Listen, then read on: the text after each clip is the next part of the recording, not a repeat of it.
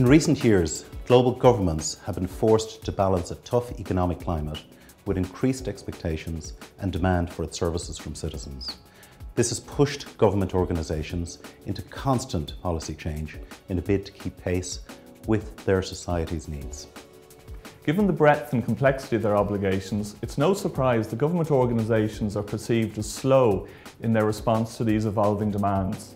And despite successive waves of public management reform, there is an increasing recognition that governments today require different and more sophisticated solutions to those implemented in the past.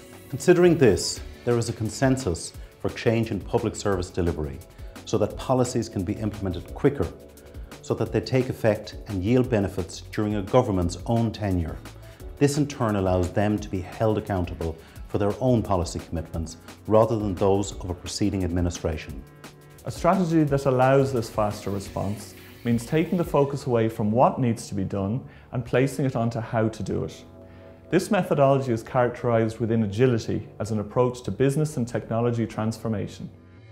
In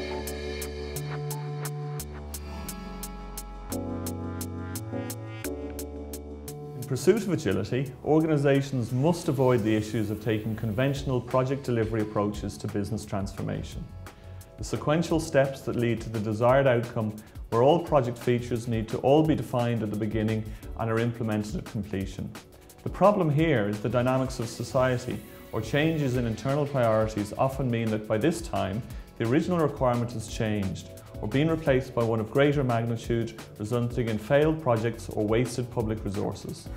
The real goal for business transformation is to embed agility.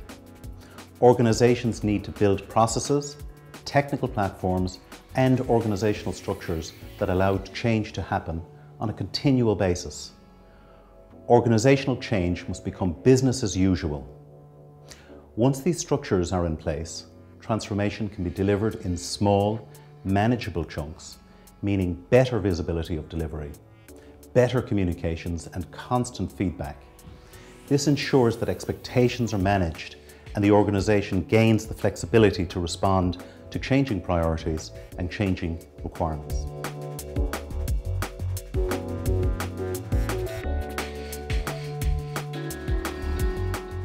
The type of environment needed to foster this governmental agility is best defined by four main characteristics.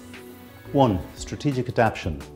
The ability to reconfigure operations in line with environmental changes, such as an economic downturn.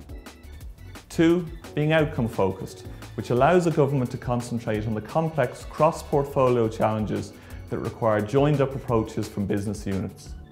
3. The anticipation of problems, preventing or reducing the impact of future issues before they arise. And finally, short-term frontline responsiveness, extending beyond organisational flexibility to encompass the empowerment of individual public servants to exercise judgment to meet individual needs. So in essence, an agile organisation will strive for short-term responsiveness to day-to-day needs, medium-term adaptation to emerging opportunities or challenges, and long-term influence over the shape of future operating environments.